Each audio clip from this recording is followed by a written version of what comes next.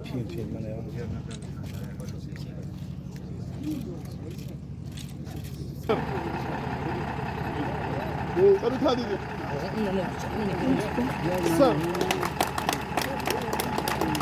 याद है last time पिछले साल आपने जब नया नया ज्वाइन किया था तो आपने इसका एमओयू किया था। जुलाई में, शायद जुलाई एंडिंग में हमने एमओयू किया था। तो थोड़ा टाइम लगा टैंकर पहुँचने में, बट मुझे खुशी है कि मेरे टाइम में ये आपको टैंकर भी मिल गया। बहुत पुरानी डिमांड थी, मैडम भी कई बार मेरे पास आई। तो जब मैं आया तो तब तक लगभग सारी फॉर्मेलिटी कंप्लीट की गई थी। पावर ग्रिड ने भी एग्री किया था, सिर्फ एमओयू करना बाकी रह गया था। तो जैसे पता है, अभी प्रिंसिपल साहब ने भी बताया कि कॉलेज के पानी का इशू आप सबको पता ही है, और कोशिश भी की, बोरवेल का भी ये भी कोशिश की, बट एक परमानेंट सॉल्यूशन मैं अभी भी नहीं मानता ये परमानेंट सॉल्यूशन है, बट एक टेम्पररी सॉल्यूशन, एक रिलीफ के तौर पे ये फैसिलिटी भी बहुत अच्छी कारगर साबित होगी स्टूडेंट्स के लिए और यहाँ पे जो भी एम्प्लॉयज़ है उन सब के लिए। एडी साहब अभी पूछ रहे थे कि पानी के लिए क्या स्कीम है। तो हमारा एक लगभग 400 करोड़ से ज़्यादा एक बड़ा प्रोजेक्ट अभी डीपीआर भी बन चुका है पूरे कारगिल गाँव के लिए। रूरल एरिया में जल जीवन मिशन में ऑलमोस्ट 90% हमने कवर किया, और टाउन में 400 करोड़ का प्रोजेक्ट अभी अप्रूवल के फाइनल स्टेज पे है। तो वो जब वो एग्जीक्यूशन में आएगा अगले 2-3 सालों में, मैं मानता हूँ कि कारगिल टाउन में भी 24/7 का पानी की जो इशू है उसको हम रिजॉल्व कर रहे हैं। तो ज़्यादा कुछ नहीं कहूँगा, फिर से मैं पावर ग्रिड का मैं धन्यवाद करना चाहूँगा। जब मैं लास्ट टाइम यहाँ पर आया था तब मैं डीसी के साथ ये एमओयू साइन हुआ था, एंड उस समय के सीसी थे कि put forward this problem, and उसका नतीजा है कि ये आज हम इस फंक्शन में बैठ के एक छोटा सा योगदान सेलिब्रेट कर रहे हैं। तो आप सबको, कलेक्टर साहब को, सीसी साहब को, एलसीसी साहब को, सबको बहुत बहुत धन्यवाद कि आपने हमको ये मौका दिया, और पावर ग्रिड की तरफ से एक छोटा सा ये कॉलेज की डे टू डे लाइफ को जो थोड़ा इम्प्रूव करेगा उस सब के लिए हमको मौका मिला। So thank you sir. मैं power grid corporation of India, जिसका यहाँ पे हमारे नॉर्दर्न साइड का राजेश जी इसको लीड कर रहे हैं। मैं इनका I am very highly thankful कि इन्होंने CSR के तहत, कॉर्पोरेट सोशल रिस्पॉन्सिबिलिटी के तहत हमारे ये पानी के स्कैर्सिटी को ध्यान में रखते हुए इन्होंने एक बड़ा टैंकर हमारे कॉलेज के लिए दिया है। इनका बहुत अच्छा कंट्रीब्यूशन है, और वैसे भी पावर ग्रिड कॉरपोरेशन वाले बहुत अच्छा काम कर रहे हैं। आज के दिन में हमारे करगिल जो है वन ऑफ द बेस्ट जो पावर सप्लाई के हिसाब से हमें आप लोग खुद देखते हैं कि हमें जब हम बाकी सिटीज़ में जाते हैं तो हमें पता चलता है, जब लोग बाहर नहीं निकलेंगे तब आपको इतना पता नहीं चलेगा। तो उसके हिसाब से I am highly thankful to them.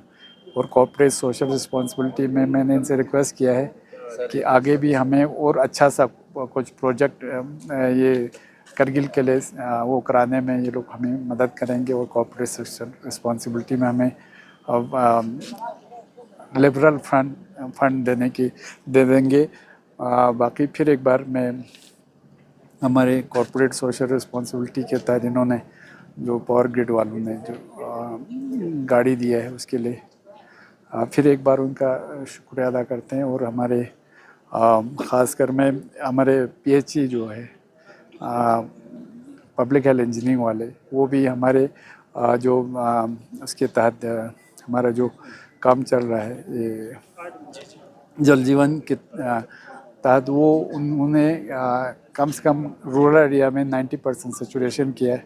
मुझे उम्मीद है ये जो बचे हुए कुछ काम है वो लोग सितंबर या अगस्त एंडिंग तक वो कंप्लीट करेंगे, क्योंकि हमने ये इसको बढ़ाया था, क्योंकि इनका ये ख़त्म हो रहा था पिछले साल ही, तो हमने फिर अक्टूबर तक बढ़ाया है। मुझे उम्मीद है कि हमें ये जल जीवन मिशन के तहत ये लोग पूरा 100% सेचुरेशन पानी का करेंगे, और साथ में हमारे अर्बन एरियाज़ के लिए इंशाल्लाह हमारा 400 करोड़ का प्रोजेक्ट वो पाइपलाइन में है। मुझे उम्मीद है कि मैं कल ही हमारे ऑनरेबल एलजी साहब और ऑनरेबल एडवाइज़र साहब से मैं बात करके आया हूँ, वो जल्दी गवर्नमेंट ऑफ इंडिया को भेज रहे हैं।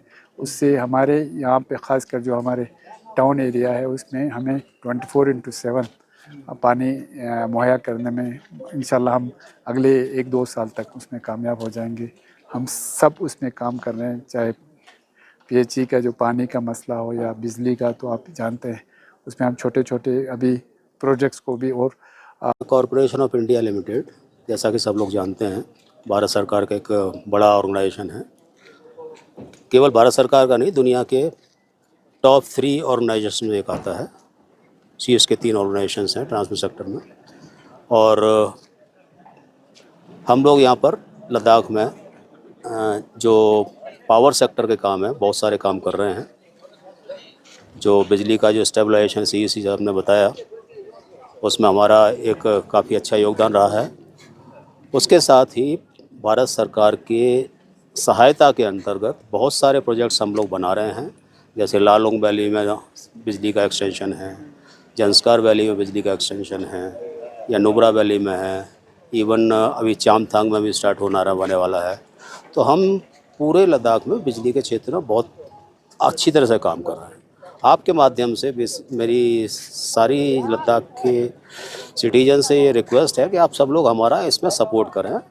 जो बीच बीच में काम में व्यवधान आते हैं उसको न करें, जिससे हम लोग जल्दी से जल्दी कामों को ख़त्म करें और आपकी घरों में दूर दूर तक सब जगह जहाँ बिजली जानी है पहुँच जाए।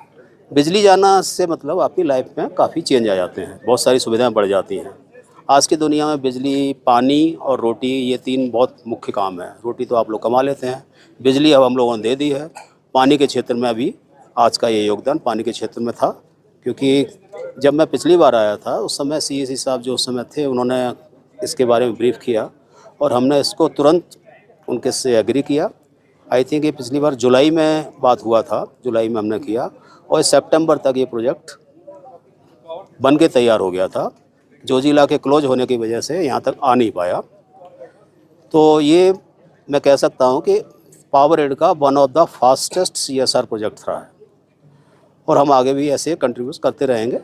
ये आपके जो जनप्रतिनिधि हैं, कलेक्टर साहब हैं, या और भी जो सामाजिक व्यक्ति हैं, जो कुछ अच्छे कार्यक्रम हमारे साथ लाएं और हमको उन सब में भागीदारी देने में बहुत खुशी होगी, क्योंकि अपना एक बिजली के क्षेत्र में तो हम अच्छा काम करते ही हैं।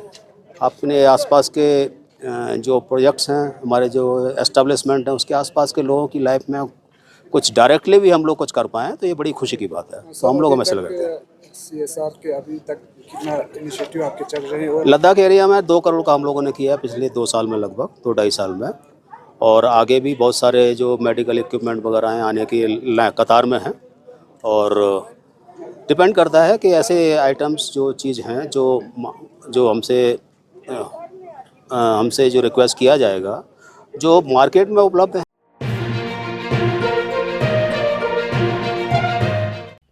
मकामी, कौमी और बैनुल-अक़वामी ख़बरों से बाखबर रहने के लिए चैनल को लाइक, शेयर और सब्सक्राइब करें। साथ ही बेल आइकन दबाना न भूलें।